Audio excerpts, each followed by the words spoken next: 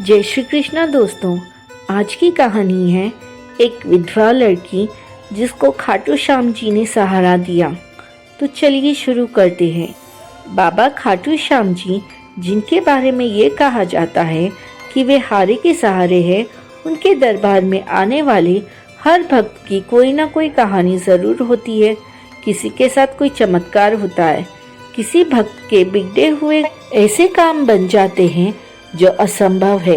ऐसे ही बाबा के किस्सों में से एक सच्चा किस्सा हम आपको बताने जा रहे हैं। यह घटना 2022 की है। दिल्ली के मंगोलपुरी इलाके में मधु जी अपनी छोटी सी बेटी काजल के साथ रहती थी। पिछले साल कोरोना की वजह से उनके पति का देहांत हो गया। पति के मर जाने के बाद ससुराल वालों का रवैया बदल गया। मधु के सास ससुर और देवर जेठ सब ये चाहते थे कि वह किसी तरह यहाँ से चली जाए और उसे प्रॉपर्टी में हिस्सा ना देना पड़े। मधु को ये सब बातें समझ में आ रही थी। वो बुरा भला सुनकर भी किसी तरह वह अपनी बच्ची की खातिर रह रही थी। लेकिन एक दिन उसके ससुर ने उसे साफ साफ कह दिया, बहू तुम अपने पीहर चली जाओ, तुम्हारा खर्च कौन उठाएगा? वैसे भी इस लड़की की पढ़ाई और इसकी शादी की जिम्मेदारी उठाना हमारे बस की बात नहीं है। उनकी बात का समर्थन करते हुए सबने मिलकर मधु को घर से बाहर निकाल दिया। मधु के पीहर में उसके भैया भाभी खुद एक छोटे से किराए के मकान में रहते थे, इसलिए वो वहाँ भी नहीं रह सकती थी। लेकिन वो मजबूरी में अपने भाई के घर पहुँच जाती है। वो अपने भैया से कहती है, भैया आप मुझे कुछ दिन यहाँ रहने दो, फिर मैं कोई काम ढूंढ लूँगी और रहने का इंतज़ाम कर लूँगी। भाई मान जाता है। मधु काजल के साथ वहाँ रहने लगती है। अगले दिन से ही वो काम की तलाश में भटकने लगती है, लेकिन उसे कहीं भी काम नहीं मिलता। शाम को जब वो घर आती है तो देखती है कि काजल की तबीयत बहुत ख़राब है। वो काजल को लेकर डॉक्टर के पास जाती है। डॉक्टर काजल का चेकअप करता है और कहता है, इसमें खून की कमी है, इसके खाने पीने का अच्छे से ध्यान रखो, फल खिलाओ और साथ में ये दवाइयाँ लिख रहा हूँ, समय समय पर दे देना। मधु के पास कुछ पैसे थे। वो काजल को घर छोड़कर केमिस्ट की दुकान पर जाती है। केमिस्ट पर्ची को देखकर कहता है, ये सारी दवाइयाँ मिलाकर 500 रुपये की है। मधु के पास केवल 200 रुपये थे। वो केमिस्ट से दवाइयाँ उधार देने के लिए कहती है, लेकिन वह मना कर देता है। पर्चा वापस लेकर मधु घर की ओर चल देती है। रास्ते में एक बंद दुकान की सीढ़ियों पर बैठकर वह अपने भाग्य पर रोने लगती है। भी उसे कहीं से भजनों की आवाज़ आती है। मधु उस आवाज़ की ओर चल देती है। बराबर वाली गली में खाटू श्याम जी का कीर्तन हो रहा था। वो रोते रोते वहां जाकर बैठ जाती है। सामने श्याम बाबा की मूर्ति को देखकर रोने लगती है। भजन सुनते सुनते वो भूल जाती है कि वो तो दवाई लेने निकली थी।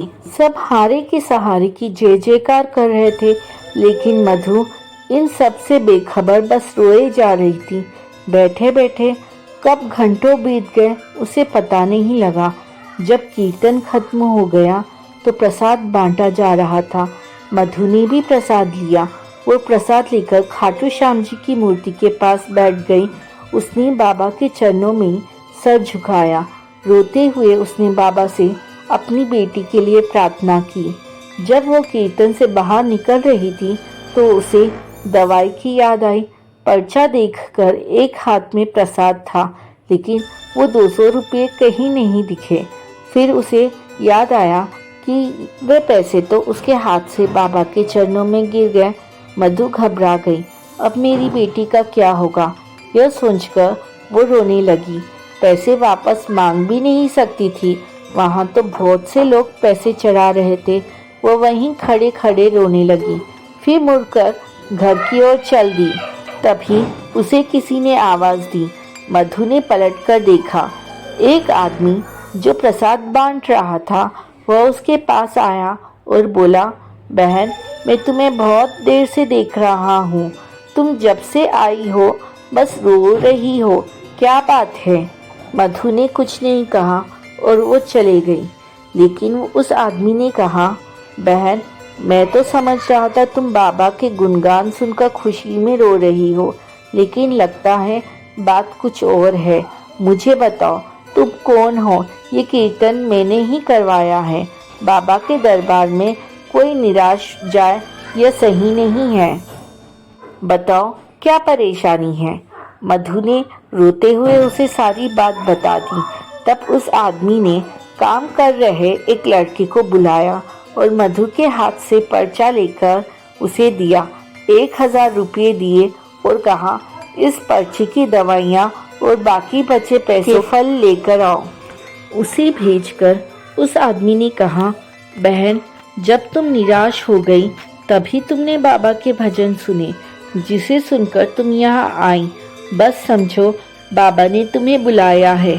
चिंता मत करो, कल तुम आकर मुझसे मिलना। बाबा की कृपा से मेरी बहुत बड़ी फैक्ट्री है जिसमें तुम्हारे जैसी बहनें काम करती है। तुम्हें भी काम मिल जाएगा और रहने का भी इंतज़ाम हो जाएगा। मधु कुछ बोल ना सकी, वह बस रोए जा रही थी। यह देखकर उस आदमी ने कहा, बस बहन, जितना कष्ट था वो तुमने सह लिया, अब सब बाबा पर छोड़ दो। बाबा ने तुम्हें अपनी शरण में ले लिया है।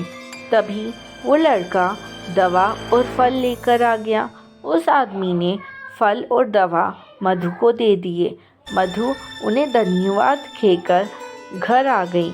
अगले दिन से मधु को उस फैक्ट्री में काम मिल गया और उसे वहीं फैक्ट्री के पास रहने की जगह भी मिल गई, जहां बहुत सी औरतें रहती थी जो अलग अलग शिफ्ट में काम करती थी। उससे जान पहचान हो जाने पर वे काजल का ध्यान भी रखने लगी। कुछ ही दिनों में वह अच्छे से काम सीख गई। मधु अब हर दिन खाटू श्याम जी का दीपक जलाती और उनकी पूजा करके घर से निकलती। 6 महीने बाद उसे पता लगा कि उसकी फैक्ट्री की ओर से बस में सबको खाटू श्याम जी ले जाया जा रहा है। वो बहुत खुश हुई। काजल को साथ लेकर वो खाटू श्याम जी के मंदिर पहुंच गई। लाइन में लगे लगे उसे बहुत देर हो गई। जब वो बाबा के सामने पहुंची तो उसकी आंखों से आंसू बह रहे थे। बाबा ने बिना मांगे उसकी सारी परेशानी हल कर दी थी। बाबा के दर्शन करके वह बाहर आई। उसका मन बहुत शांत था। अब उसने मन बनाया कि वह हर महीने खाटू श्याम जी जाया करेगी। फैक्ट्री में मेहनत करते करते उसकी तरक्की होती रही और वो सुपरवाइज़र बन गई। कुछ दिन बाद श्याम बाबा की कृपा से उसने काजल का दाखिला बहुत अच्छे स्कूल में करा दिया। बाबा किसी न किसी रूप में मदद करने अवश्य आते हैं। श्याम बाबा कभी भी अपने भक्तों को निराश नहीं होने देते। जय श्री श्याम।